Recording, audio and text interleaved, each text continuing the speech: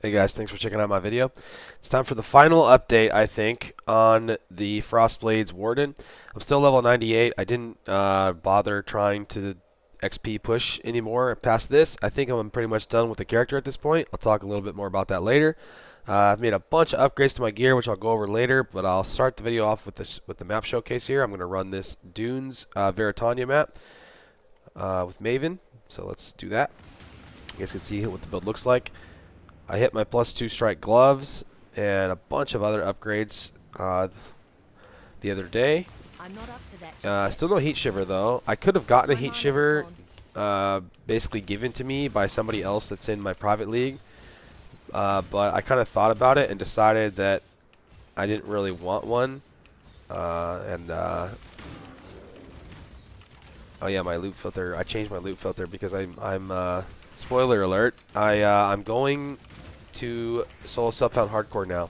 I started that on stream today, and so I have super scuffed, like regular strictness loot filter on. Yeah, the Warden, it met or exceeded all my expectations for the league. It has very, very excellent damage. The survivability is basically the same as the Trickster, which is highly linked to your play style, by the way. As long as you have all the right, foundational pieces of the build on, which are very important. I cover all that in my video about defenses, except for like ailment immunity, I think is the only thing. And as long as you play, you move around a lot, you play the build the way it's meant to be played, you're not going to have much issues with survivability. And the damage is just absolutely fantastic. So here's the triple boss, and we'll go in, kill Veritania real quick. I got one shrine on me, I'll click that off. So for Veritania, I'm going to VLS kind of ahead of time. And then you can see she dies in about 1 second. So the DPS is excellent, and my claw isn't great. I don't have fizz damage on it. I don't have a heat shiver. My lethal pride has like no damage on it. There's tons and tons of more upgrades I could still get for this character. I have no cluster jewel. I'm level 98 with no cluster jewel, which is insane. So yeah, there's the map. That's what the build character looks like. Here's the stuff I'm going to talk about in this video. My new gear first. Let's go over that. So I made this claw. I was using hatred essences, and because I was in a private league, I was very, very starved for resources. So I hit this tier 1 attack speed with lightning damage, and I decided to just keep it and multi-mod on it because it was still a significant upgrade over the previous claw I had. And I went with the strength and int crit because I'm pretty strength and int starved a little bit still because I don't have strength on my lethal pride. And you're going to be int starved a little bit on this build, especially if you go 2 Tamings, which I'll talk about more later. Still same helmet, no heat shiver. I changed my Anoint to just static blows on the Amulet to try it out. I think this is a very, very strong option. It'll give you very long shock sustain all the time, even when you don't use VLS. VLS pretty much gets you at perma-shock, but without VLS even, you can get up to like 60, 65 shock even with just frost blades, which is like better than having yoke. It's so good, man. So good. I made a new shield. I had to settle for this one because I wasn't able to get the attack speed on it because I ran out of harvest juice, but this one just has tier 1 suppress with tons of life, so decent. I made a new ring, which I wanted lots of int to solve my int problem, and then I hit life with chaos res, so this is a decent ring. If you're not going to use 2 tamings, I suggest you use an amethyst ring, otherwise it's going to be very, very tight on chaos res capping. And then get some int on it too, I suggest. And then still a taming. My chest is still the same one. It's pretty good. I hit my +2 strikes. I made new gloves. I did Reforged Chaos until I hit tier 1 accuracy, and then I did Suffixes Can't Be Changed Reforged Speed. I had to do that twice until I hit the tier 1 attack speed. And then I did Reforged Lightning to guarantee the lightning damage so that I could get my lightning damage that I need somewhere. I could redo the prefixes better to get like really high life as well, but I don't have the currency for that in my private league, so I just settled for this.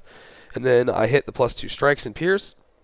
I think it took me 17 Orbs of Conflict to get this +2 strike. I had 8 originally, and I bricked all 8 of them, and then I farmed another 9, and it took me all 9 of them to hit it. So 17 total. But yeah, the gloves are very nice. I have a very, very nice belt that I made. I made this with Envy essences. I just hit the resists with the Envy essence and the life, and then I Redeemer slammed on the cold damage. So pretty lucky craft here actually.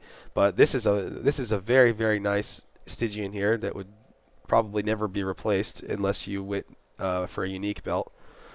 And then same jewel, which is good. I made new boots with a Loathing essence with Avoid Ailments. I hit double res, which was good, and big tier 1 life with some rarity, so I kept that for sure. And then the Avoid Ailments, I am able to avoid Ailment cap now without Avoid Ailments on the shield.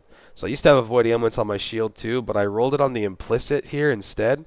So now I have 56 Avoid Ailments here, and then 24 here, so that's 80. And then there's 20 on the tree on the thick skin wheel, so that's all you need. I'll talk a little bit more about how you can min-max that later.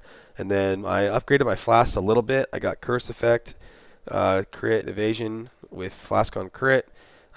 Tincture's a little better, higher attack speed with quality. And then my tree is pretty much the same. I unspec'd the crit wheel and the strike wheel, and I moved those points over here for stun immunity, which I'll talk more about in a minute. And then where else did I put them? A couple masteries extra, and then it's the other side of the cold wheel here. When you don't have a cluster jewel at this high level, you're pretty much and the tincture wheel here too. You're running out of options on where to put your points when you get to this high level without a cluster jewel, and so that's where I'm at. I did make this cluster jewel, and I considered putting it on. It would have been an upgrade, but that's around the point when I decided that I think I was just done with the build. So I did do some tier 17s, as you can see here. I did the Feared, and so yeah, let's keep moving on down my list here. The Feared down, I have a clip of that right here. I'll show you guys what it looked like. This is the Feared I ran. It was a Giga Hasted Feared with Fizz's Extra Cold. And I'll play this on double speed for you just so you can see how it went. So first in, Atziri came out first, and I melted her down pretty quick. And I wanted to highlight the shock stacks. So this is with no VLS yet, and you can see the shock here. I can get up to 50 there, 60 right when I use my VLS. You can see 50, 55 shock there with no VLS. Like, that's very, very strong, and that's all from the Anoint. And so I killed Atziri first, and then Elder melted down almost instantly. And then I struggled a little bit on the other 3 because I stood in some Shaper Balls. I died a couple times here. I got hit by some Shaper Balls, and then came back in and dashed over into some degen, I think, right here. Some degen over on the side, on the right side, right there. And then I came back in. I accidentally moved too early and died one more time to a slam. So that death was kind of just a skill issue. And then I cleaned up the rest of it here. Cortex down. And so there you go. That was the Feared. Pretty easy overall. You could do it deathless easily, especially if you had way more damage and you played it properly, or if you just rolled it white. That was a pretty juicy Feared to be doing in a private league with a scuffed character, but no problem. Okay, so I got stun immunity, and the way you can get stun immunity is with tattoos, basically, the TLDR. So you have this avoid stun and avoid ailment chestcraft here, which gives you 25%, and then hold on. Let me D&D for a second.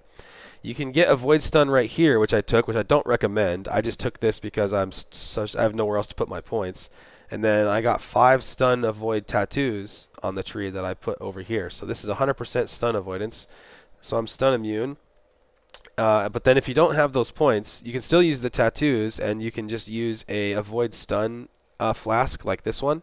And then when your flasks are up, you can be immune to stuns, which is very nice, instead of curse reduction. So that's a very good option for you guys.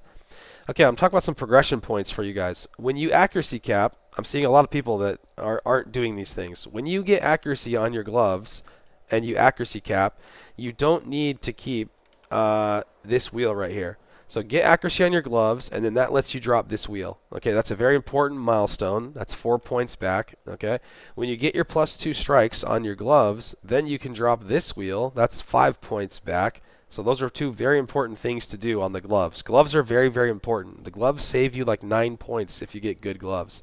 Okay, and then once you have all those points back, oh, excuse me, I'm still sick, guys. That's when you want to go to a cluster jewel, because you're going to have all these extra points on the tree like I do with nowhere to put them, and get yourself a nice cluster jewel. That's how you like take the build to the next level. Amulet choice. I get questions still constantly about Amulet. What about Yoke? Okay, Fury Valve is the best amulet for mapping. Okay, it cannot be beat. It's unbelievably good for mapping. If you're doing bossing, Yoke is the best, but it's probably not needed at all. Just use whatever. Just keep on Fury Valve, or put on some other amulet with damage, or whatever. It's not that important, I don't think. If you're absolutely min-maxing, then just get a Yoke. Anoint choice. Static blows is what I'm doing for shock uptime. I think this is a very compelling choice, especially if you use VLS for rage. Because VLS will give you all the rage you need, and then as long as you have one rage node on your lethal pride like this, you'll be able to sustain it when you're fighting a boss regardless. Veteran's Wrath can be anointed for your own more rage generation and uptime, but I don't know. I'm kind of torn on that choice. I didn't have the golden oils to test it anyway. And then if you don't really want to do either one of those things, you can just come into POB, go to your amulet, click on the Anoint button, and click on Sort by DPS, and POB will show you which anoints give you the most DPS. So you can just come and choose one of these ones if you want. Divine Judgment's very decent and cheap, but there are some better ones for most people. So yeah, just choose whichever one anoint you want. It's a pretty flexible slot nowadays.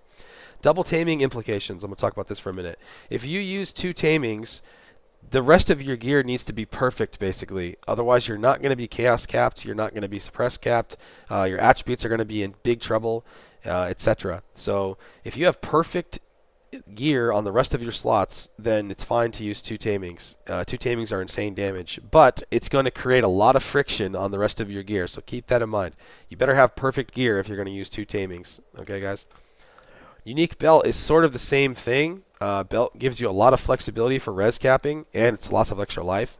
And you can get lots of damage out of a rare belt too. So if you're going to use Headhunter, it's probably not going to matter, but any other unique belt, like Darkness Enthroned in particular, might be the absolute best Giga Turbo late game min-maxed belt. But like I said before, the rest of your gear has to be perfect if you're going to do that.